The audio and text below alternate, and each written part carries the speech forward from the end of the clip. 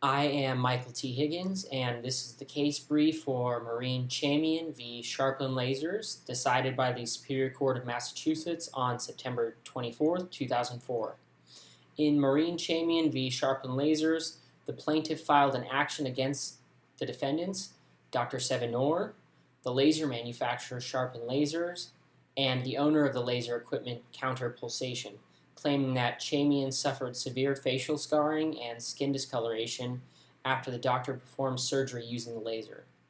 The plaintiff filed claims predicated on breach of warranty, negligent failure to warn, and negligent training.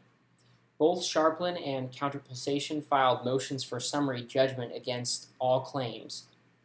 A party moving for summary judgment is attempting to avoid the time and expense of a trial when the outcome is obvious. If summary judgment is granted, the judge rules in favor of the party as a matter of law without moving to trial.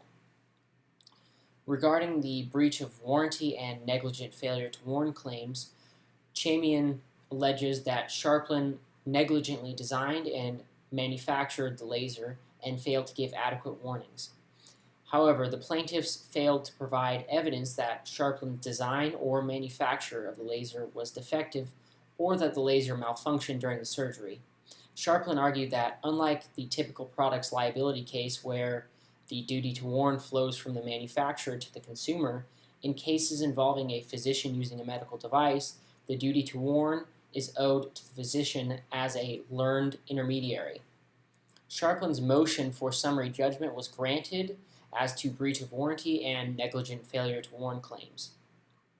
Regarding the negligent training claims, Chamian alleges that the owner, Counterpulsation, negligently trained the surgeon and laser technician. The owner employed Sandra Raymond as a laser technician and assigned her to assist Dr. Sevenor during Chamian's surgery. The user's manual for the laser directs the user to enter an on-off scan time so as to prevent continuous exposure of the skin to the laser beam. The user manual also lists the laser intensity power range under which the laser can be safely operated. Dr. Sevenor believed that the on-off scan times were programmed into the laser automatically. Raymond testified that she never used the on-off scan time setting when assisting on surgeries performed with Sharplan equipment. At the advice of Raymond, Dr. Sevenor performed the procedure at power levels below the safe range listed in the user manual.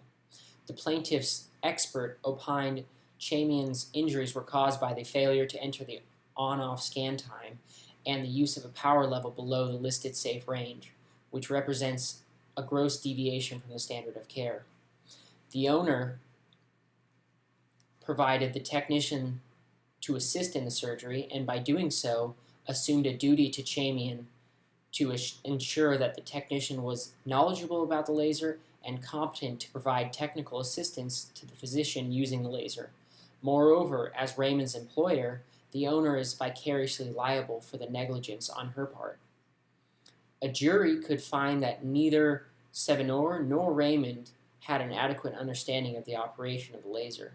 Consequently, Counterpulsation's motion for summary judgment was denied as to the negligent training claims for failure to provide a competent technician and vicarious liability, allowing the case to move to trial under these claims.